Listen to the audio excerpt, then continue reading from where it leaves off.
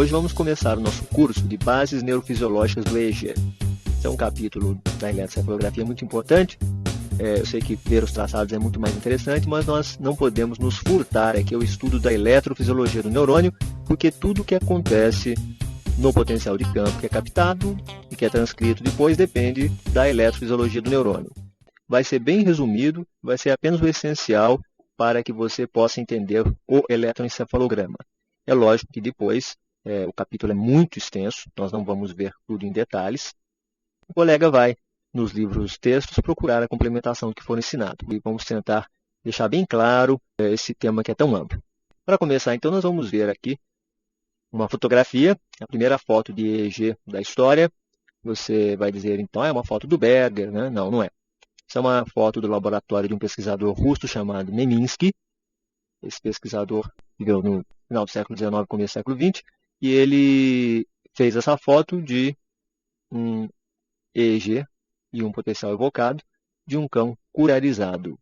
Então você já vê aí quão antiga é a nossa área de estudo, a neurofisiologia clínica. Os potenciais bioelétricos que são gravados, que são captados em todos os estudos eletrofisiológicos, sejam eles eletroencefalograma, eletromiograma, etc., são gerados por fontes dentro do corpo humano. Essas fontes podem estar até longe dos eletrodos de captação, isso vai depender do estudo que estamos realizando.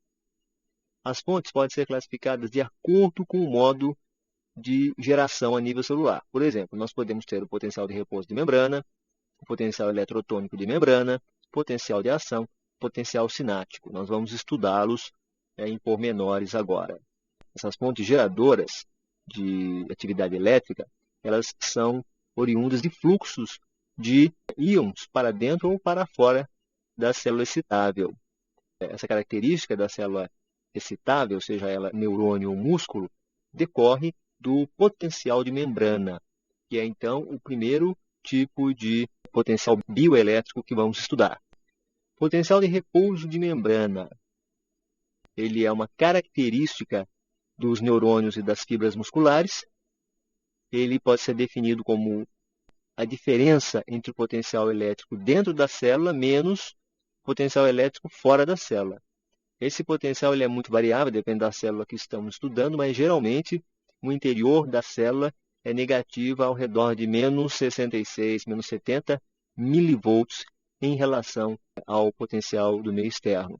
Esse potencial de repouso é causado pelo gradiente, então, pela diferença de concentração iônica através da membrana celular, que é uma membrana semipermeável. Nos neurônios e fibras musculares, esse potencial de repouso, para lembrarmos, é a diferença do potencial elétrico entre os meios extra e intracelular. Como eu disse, o valor é muito variável, ao redor de menos 70, menos 66, mas pode ir de menos 40 a menos 85 milivolts, dependendo do tipo celular que estamos estudando.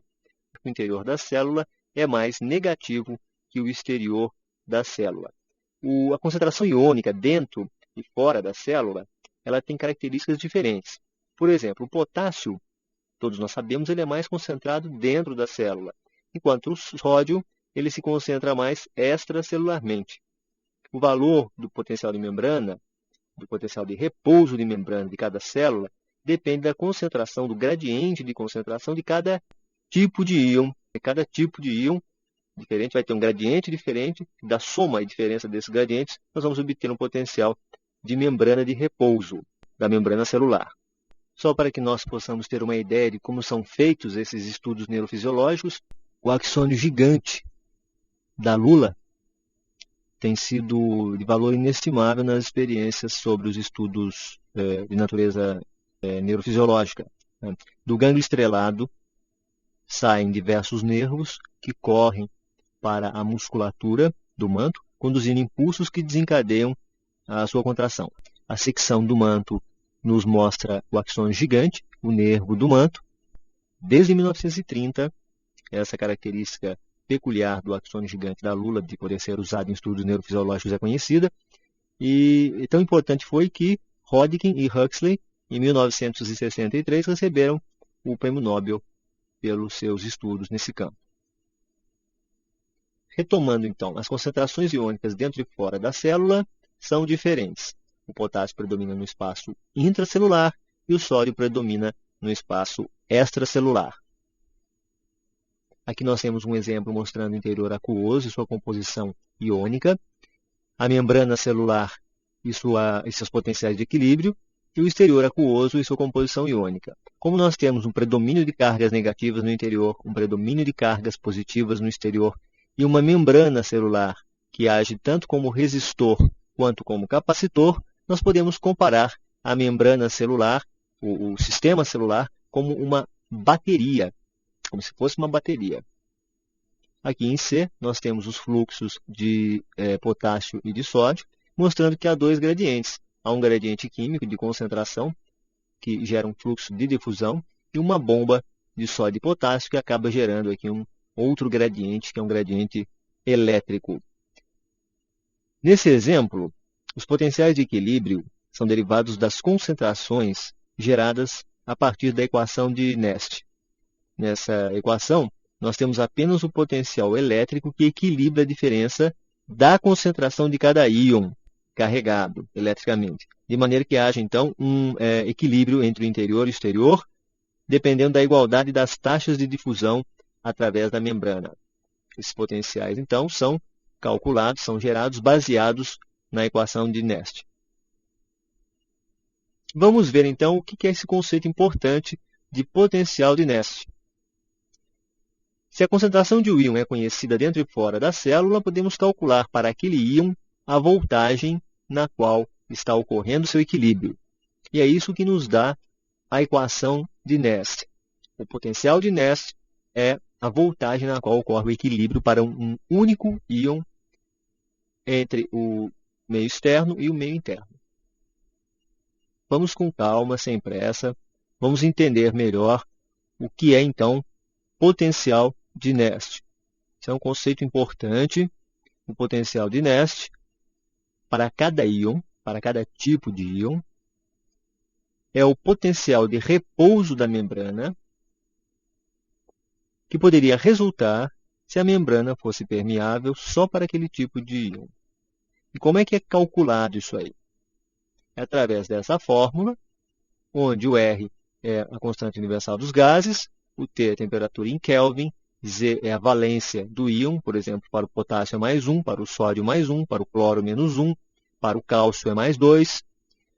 F é uma constante da física chamada constante de Faraday. E íon O e íon I são as concentrações interna e externa daquele íon que está sendo estudado. Por exemplo, vamos pegar o caso do potássio aqui. Nós não vamos entrar no mérito da questão, nós não somos matemáticos, mas essa expressão pode ser simplificada para o potássio, de maneira que nós obteremos um valor de menos 98 mV como potencial de Nernst para o potássio. O potencial de Nernst, entretanto, não é calculado só para o potássio. Ele se presta também para qualquer íon que seja eletricamente carregado, como podemos ver nesse exemplo, as concentrações intracelulares, extracelulares e o potencial de Nernst para cada um desses eletrólitos do exemplo. Entretanto, como a composição iônica dos meios intra- e extracelular não é feita por apenas um eletrólito, criou-se a equação de Goldman, a partir de cálculos matemáticos complexos, que utiliza todos os eletrólitos para o estudo e o cálculo do potencial de equilíbrio de repouso real. Essa equação de Goldman postula que quanto maior a participação do eletrólito na geração do potencial, quanto maior a sua concentração, maior a sua participação na geração do potencial de repouso. Por exemplo, para a glia, o potássio ele é tão importante na manutenção do potencial de repouso que a equação de Goldman, para o caso da glia, de algumas células da glia, se torna a própria equação de Nernst. Aqui nós vemos a organização macromolecular da membrana de superfície. A estrutura básica é um folheto bimolecular de moléculas fosfolipídicas, estabilizadas por proteínas estruturais, que são aplicadas a ambas as superfícies. Além disso, tem várias proteínas específicas, também outras macromoléculas dispostas na superfície externa ou através da membrana. E, finalmente, temos um poro que atravessa a membrana e é mostrado, como, no caso aqui, como um controle de canal de receptor de acetilcolina. Importante lembrar que esta membrana fosfolipídica, com a camada dupla, ela é altamente resistente a cargas elétricas. Ele é altamente impermeável, funcionando como um resistor. Vamos resumir, então, o que foi dito até agora. Quais são os fatores principais na gênese do potencial de repouso? Em primeiro lugar, as concentrações iônicas diferentes no intra e no extracelular. Nós falamos que dentro e fora da célula as suas características são diferentes, que o potássio é mais concentrado dentro, que o sódio é mais concentrado fora, e que o valor do potencial de repouso da membrana de uma célula depende dos gradientes de concentração para cada espécie de íon e da permeabilidade relativa da membrana para cada um desses íons. O que nos dá isso é o potencial de Nernst para cada espécie iônica no potencial de repouso de membrana. Os principais responsáveis por esse gradiente de concentração, então, não podemos esquecer, é o sódio e o potássio. Outro fator importante na manutenção do potencial de repouso são as forças de direcionamento, os drives, químicos e elétricos. Esses dois tipos de forças são responsáveis por fluxos de íons através da membrana celular. O drive químico leva os íons a moverem-se da região de alta concentração para uma região de baixa concentração.